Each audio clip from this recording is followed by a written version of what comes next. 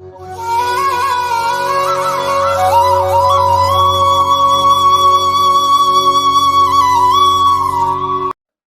பக்தர்களுக்கு என் அன்பு வணக்கங்கள். ஓம் சாய்ராம். என் அன்பு குழந்தையே, ஒரு மரத்தில் நிறைய மாங்காய்கள் உள்ளன. ஒரே நேரத்தில் 2 மாங்காய்கள் குறிவைத்தால் நமக்கு ஒன்றும் கிடைக்காது. ஆனால் ஒன்றை மட்டும் குறிவைத்து அடித்தால் வெற்றி நம் பக்கம்தான். மங்களகரமாக விடிந்த இந்த காலை வேளையில் நம் சாயப்பா நமக்காக கூறும் வாக்குறுதிகளை சற்று கேட்கலாமா? என் அன்பு குழந்தையே, உலகம் எப்படி வேண்டுமானாலும் இருக்கட்டும்.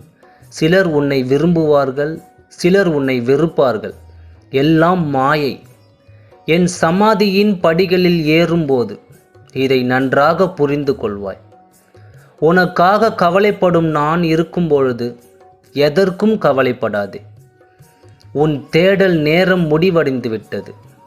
வாய்ப்புகளை தேடி அலைந்து கொண்டிருந்த உனக்கு இனி புதிய வாய்ப்புகள் உன்னை தேடி வரப்போகிறது. இதோ நான் உன்னை ஆசீர்வதித்து விட்டேன். உன் வளர்ச்சியை அதிகப்படுத்துவேன்.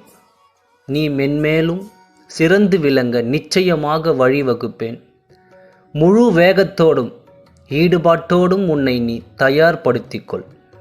சிலர் குறிக்கோளோடு இருப்பார்கள், சிலர் குறிக்கோள் இல்லாமல் இருப்பார்கள். குறிக்கோள் என்பது ஒன்றில் மேல் மட்டும் இருக்கக்கூடிய அம்பு. அந்த இடத்தில் மட்டும்தான் அந்த அம்பு நிற்க முடியும். எப்படி குறிக்கோள் இல்லாத அம்பு அதன் இலக்கை நோக்கி போவது இல்லையோ, அதே போல்தான் நம் வாழ்க்கையும். நம் வாழ்க்கை பயணம் சுகமாய் அமைய சகிப்புத்தன்மையும் நிதானமும் தேவை.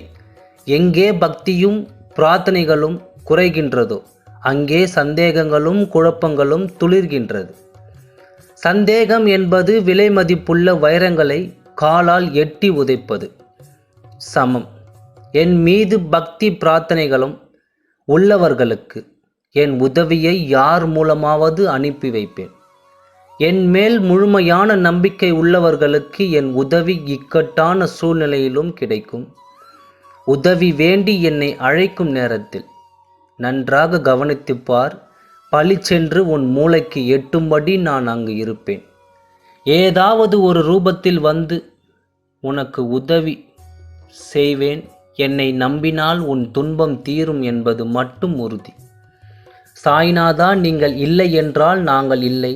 நாங்கள் நிற்பதும் நடப்பதும் உண்ணுவதும் உறங்குவதும் சிரிப்பதும் அழுவதும் வெற்றியும் தோல்வியும் இன்றும் நாளையும் எல்லாம் உன்னாலே அப்பா. எங்கள் தவறுகளை எல்லாம் மன்னித்து எங்களை ஆசீர்வதியுங்கள் அப்பா. எங்கள் அனைவருக்கும் ஒரு நல்ல வார்த்தையை, எங்கள் அனைவருக்கும் ஒரு நல்ல வாழ்க்கையை அமைத்து தாருங்கள் அப்பா. எங்களுக்கும் இருக்கும் நான் என்பதை அகற்றி நீயே என்பதை உணர வையுங்கள் சாயப்பா என்று சொல்லி நல்லது நினைத்தால் நல்லதே நடக்கும். ஓம் சாய்ராம். நன்றி, வணக்கம்.